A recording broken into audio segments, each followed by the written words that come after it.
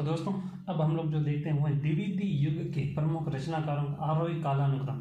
यानी द्विवेदी युग के जितने भी रचनाकार हैं उनको हम बढ़ते क्रम है यानी उनका जन्म के अनुसार, पहले जन्म किसका हुआ, उसके बाद में किसका, उसके बाद में किसका, इस तरह से हम बढ़ते क्रम है यानी आरोही क्रम है उनका कालानुक्रम यानी जन्म काल देखने वाले हैं। ठीक है, और इससे भी हम ट्रिक से याद करने की कोशिश करेंगे। तो देखो कैसे। सबसे पहले आपको है ना श्रीनाथ के दर्शन करने हैं। किसके दर्शन? श्रीनाथ। सबसे पहले आपको श्रीनाथ के दर्शन करने हैं। इसके बाद में आपको महावीर के दर्शन करने हैं। श्रीनाथ के दर्शन करने के बाद में किसके करने? महावीर के दर्शन करने। महावीर के दर्शन करने के बाद में एक व्यक्ति है जिसका नाम है बाल मुकुंद। कौन है? बाल मुकुंद। बाल मुकुंद। श्रीनाथ के दर्शन करने के बाद उसने पहले श्रीनाथ के दर्शन किए, उसके बाद महावीर के दर्शन किए। महावीर के दर्शन करने के बाद में बाल मुकुंद बोला हरिओम। क्या बोला? हरिओम। हरिओम से याद रखना, हरिओम। क्या बोला? हरिओम। हरिओम बोलने के बाद वो किसके पास गया? भगवान के पास गया। भगवान कौन? जगन्नाथ। भगवान जगन्नाथ जी के पास में गया और उनसे क्या मांगी? राय मांगी। क्या मांगी? राय। राय मांगी कि मतलब मैं दर्शन कर रहा हूँ, मेरा इस पर सिलेक्शन होगा नहीं होगा, तो ऐसे राय ली। राय ली और राय लेकर के जो क्या हुआ, खड़े हुए। पंडित जी ने कहा कि क्या राम का क्या ले ले भाई? राम का प्रसाद ले ले। जैसे ही वो भगवान और जगन्नाथ की राय लेके खड़े हुए तो है जो पंडित जी ने क्या कहा कि भाई राम का क्या ले ले? प्रसाद ले ले। जैसे राम का प्रसाद लिया, पंडित जी ने क्या बोला? नारायण नारायण। लेकिन मुकुंदधर ने नारायण वापस बोला नहीं, तो क्या हुआ? गिर गया। गिर राम गया। मतलब मुकुंदधर पांडे को यही कह सकते, गिर राम गया। क्यों? क्योंकि पंडित जी ने नारायण बोला था, इन्होंने वापस नारायण नहीं बोला, तो गिर राम गया।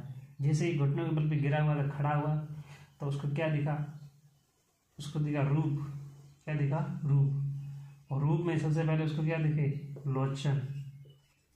और रूप और लोचन पता है किसके थे? मैथिली के। मैथिली बोलते हैं सीता को, मैथिली के थे। ठीक है, और मैथिली के दर्शन किए। उसके बाद में गोपाल की शरण में गया। किसकी शरण में? गोपाल की शरण में गया। तो वो भी क्या पहन के?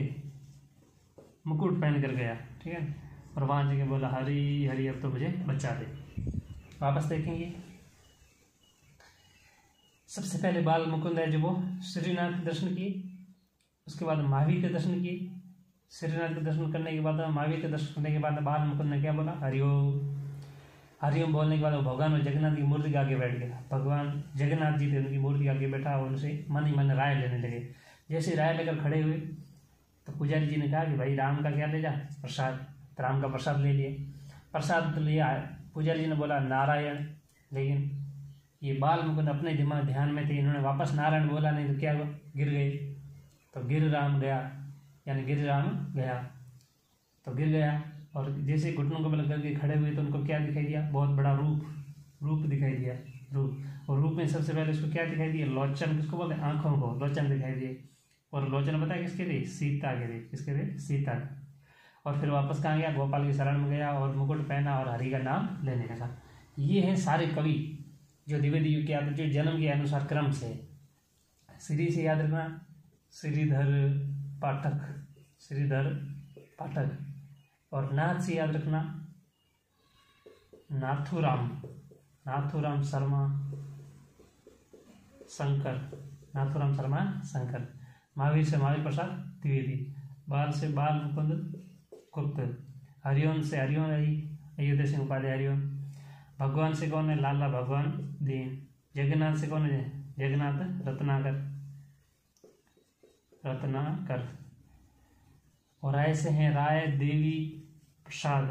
राय देवी प्रसाद पूर्ण, ये इनका पूरा नाम हो गया। राम से क्या है? रामचरित। रामचरित उपाध्याय। उपाध्याय का प्रसाद याद रखना, कांता प्रसाद। कांता प्रसाद गुरु। ठीक है, और नारायण से कौन है? सत्यनारायण। सत्यनारायण कविरत्न, सत्यनारायण कविरत्न हो गए। और इस राम से ये गिर है, इस गिर से याद रखें गिरधर शर्मा, गिरधर शर्मा नवरत्न, ठीक है। राम से याद रखना राम नरेश त्रिपाठी, गया से याद रखना गया प्रसाद शुक्ल सनेही, गया प्रसाद शुक्ल सनेही। रूप से याद रखना रूप नारायण पांडे, प्रसाद पांडे। मैथिली शरण गुप्त, गोपाल शरण से ठाकुर गोपाल शरण सिंह, आगे ठाकुर है। और मुकुटधर पांडे, हरि से यानी वियोगी हरि। ये है द्विवेदी युग के प्रमुख रचनाकार, ठीक है। तो दोस्तों अब मैंने ये जमा कर लिखे हैं, तो इसमें हम लोग क्या करें, जन्म याद करने हैं। नाम तो याद कर लीजिए हमें ट्रिक से, अब जन्म से देखो। इन दोनों का ना जन्म एक साल ही है। कब? श्रीधर पाठक नाथुराम शर्मा सागर का 1859 जन्म हुआ था। मृत्यु में क्या करना, ये 28 है इसकी मृत्यु और इसकी 1932 है सब 18-19 के बीच में। देखो 1859 सब 18-19 यानी 1800 में जन्मे होंगे और 1900 में इनकी मृत्यु हो रही। ये तो अपने को यहाँ तो डिस्टर्ब होना ही नहीं, बस ये ध्यान है। ये दोनों का 59 में जन्म है और 2832 में इनकी है मृत्यु। महावीर प्रसाद द्विवेदी, ये इंपॉर्टेंट, इनका तो अलग से वैसे याद रखना ही है। 1864 में इनका जन्म हुआ, ये 4 है, 4 दूनी कितने होते हैं 8, तो 1938 में इनकी क्या हुई मृत्यु। 1864 में जन्मे और 1938 में इनकी क्या हुई थी मृत्यु। बाल मुकुंद गुप्त और हरिवंश, इन दोनों का एक साथ 1865 में जन्म हुआ। बाल मुकुंद गुप्त और हरिवंश का 1865 में जन्म हुआ। अब यहाँ भी देखो बाल मुकुंद पहले हमने लिखा है ना, तो 65 में जन्मे, तो 1907 में इनकी क्या हुई थी मृत्यु। ये 7 में और इसकी 47। बाल मुकुंद की 1907 में मृत्यु और अयोध्या उपाध्याय हरिवंश की 1947 में क्या हुई थी मृत्यु। ये याद हो गया। इन दोनों का भी देखो 66 और 66 में एक साथ जन्म हुआ था। भगवान जगन्नाथ का 66 और 66 में जन्म हुआ था। ये भी देखो पहले है तो 30 में इनकी मृत्यु 1930 में और 1932 में। यहाँ देखो 28 और 32 हमने ये रखा और ये 30 और 32 हो गया, ठीक है। अब राय देवी प्रसाद पूर्ण 68 में जन्मे और 1915 में इनकी मृत्यु हुई थी। रामचरित्र उपाध्याय ये 72 में जन्मे और 1868 में जन्मे और 1915 में इनकी मृत्यु हुई। और रामचरित्र उपाध्याय 1872 में जन्मे और 1938 में इनकी मृत्यु। कामता प्रसाद गुरु 1875 में जन्मे और 1947 में इनकी क्या हुई थी मृत्यु। सत्यनारायण कविरत्न जो है इनकी जन्म 1879 में होती है, इनका जन्म 1879 और मृत्यु 1918 में। ये देखो गिरधर शर्मा नवरत्न, गिरधर शर्मा गिर राम गया, हमने ऐसे देखा था। तो गिरधर और राम 1821 में दोनों का जन्म हुआ और मृत्यु देखो 61 और 62। तो कुछ है जो मैं डबल कर देंगे वो आपको याद हो जाएंगे, और थोड़े बहुत बचेंगे वो अपन थोड़ी मेहनत करेंगे तो अलग से याद कर लेंगे। ये देखो 21 में जन्म और 61-62 में इनकी मृत्यु हुई। गया प्रसाद शुक्ल सनेही 83 में जन्मे और 72 में मृत्यु हो गई 1972 में। रूप नारायण पांडे 84 से 59। लोचन प्रसाद पांडे 86-64। और मैथिली शरण गुप्त का ये जन्म देखो 86 में और 64 में, इन दोनों का एक साथ, ठीक है। और ठाकुर गोपाल शरण सिंह का जन्म 1891 और 1960 में। वियोगी हरि है इनका 1963 में। यहाँ पर एक बात और भी याद करा देता हूँ कि महावीर प्रसाद द्विवेदी जी थे, उनका जन्म 1864 में हुआ और 1938 में इनकी क्या हुई थी मृत्यु हो गई, ठीक है। 64 में ये मैथिली शरण गुप्त की मृत्यु हुई थी 1964 में। 1886 में जन्म 1964 में मृत्यु हुई थी। और इससे आगे 1864 में है इनके गुरु महेश प्रसाद द्विवेदी का जन्म, ऐसे भी याद हो जाएगा। और ठाकुर गोपाल शरण सिंह का 1891 से 1960 और वियोगी हरि का 96 से 1963 तक। ये इनके हैं कवियों के थोड़े जन्म याद करने। अब हम देखते हैं कि द्विवेदी युग के जो भी प्रमुख रचनाकार या जो कवि थे इनको 2 भागों में बांटा जाता है। कितने भागों में? द्विवेदी युग के रचनाकारों या कवियों को कितने भागों में बांटा है? 2 भागों में। एक द्विवेदी मंडल, दूसरा स्वच्छंद धारा। द्विवेदी मंडल इसी को अनुशासन धारा के कवि कहते हैं। द्विवेदी मंडल कहते हो या अनुशासन धारा के कवि। दूसरे स्वच्छंद धारा या फिर अनुशासन धारा के बाहर के कवि, इनको समझते हैं क्या है द्विवेदी मंडल यानी महावीर प्रसाद द्विवेदी के मंडल के या अनुशासन धारा के वे कवि आते हैं जिन्होंने महावीर प्रसाद द्विवेदी के मार्गदर्शन में रचनाएं लिखी। यानी जैसा महावीर प्रसाद द्विवेदी जिस टॉपिक पर बताते थे उसी टॉपिक के ऊपर ये जो लिखते थे, यानी उनके ये मार्गदर्शन में, यानी इनके जो शिष्य एक प्रकार से कह सकते हैं वो थे, उन्होंने जो रचनाएं लिखी ना उनको अपने बोलते हैं द्विवेदी मंडल या अनुशासन धारा के कवि, जो महावीर प्रसाद द्विवेदी की मार्गदर्शन में लिखी। दूसरे वो थे जो महावीर प्रसाद द्विवेदी से कोई मार्गदर्शन नहीं लिया, ही अपने तरीके से अपने ही स्वतंत्र रूप से रचनाएं अलग से कर रहे थे। उनको हमने रखा तो द्विवेदी युग के अंदर ही है, लेकिन हमने इनको नाम दिया कि स्वच्छंद धारा या अनुशासन धारा के बाहर के कवि थे, यानी कि इनका जो मार्गदर्शन करने वाले महावीर प्रसाद द्विवेदी नहीं थे, ये तो स्वयं अपने ही मार्गदर्शन से रचनाएं कर रहे थे। अब हम लोग स्वच्छंद धारा के हम जो कवि हैं 5-6 वो देख लेते हैं, बाकी जितने भी बचेंगे हमने जो अभी लिस्ट में देखे हैं वो सारे के सारे किस में जो जाएंगे, द्विवेदी मंडल। ठीक है, तो देखते हैं। तो इसकी मैंने एक ट्रिक बनाई है। क्या बनाई है कि देखो ये जो स्वच्छंद धारा के जो कवि थे ना, इन्होंने राय ली। क्या ली? राय। कौन सी राय? राय ली कि भाई हम लोग भी महावीर प्रसाद के मार्गदर्शन में कविता लिखे हैं कि नहीं लिखे, मतलब ऐसी कहानी बना रहा हूँ देखो याद करने के लिए। राय ली कितने लोगों से ली? 3 लोगों से ली।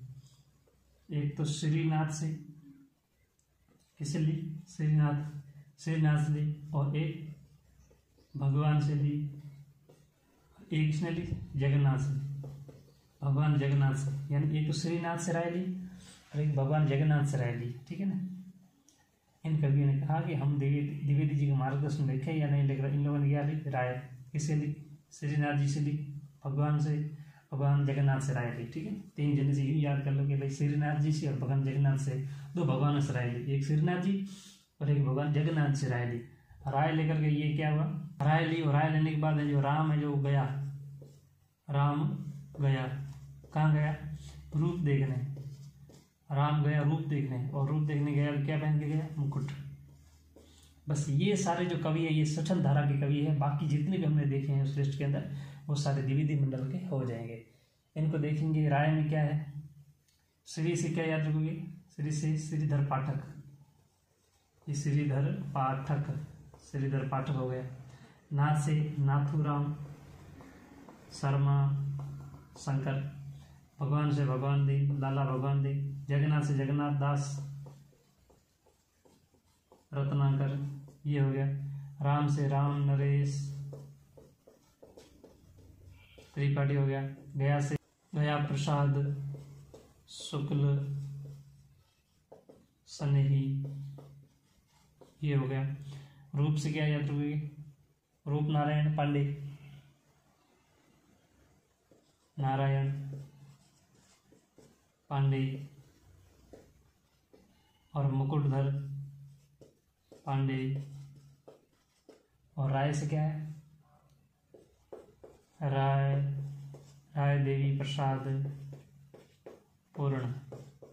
ये है स्वच्छंद धारा या अनुशासन धारा के बाहर के कवि। ठीक है, जो हमने याद ट्रिक बनाई कि भाई राय ली, क्या उनके दर्शन में मार्गदर्शन में लिखे या नहीं लिखे। तो राय श्रीनाथ जी से ली, भगवान जगन्नाथ से ली, और फिर है जो राय लेकर के राम गया कहाँ? रूप देखने, मुकुट पहन के। तो इस तरह से ये हो जाए। बाकी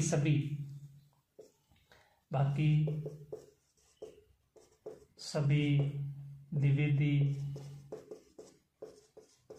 मंडल में आएंगे। ठीक है, द्विवेदी मंडल में आएंगे, ये आपको ध्यान रखना है।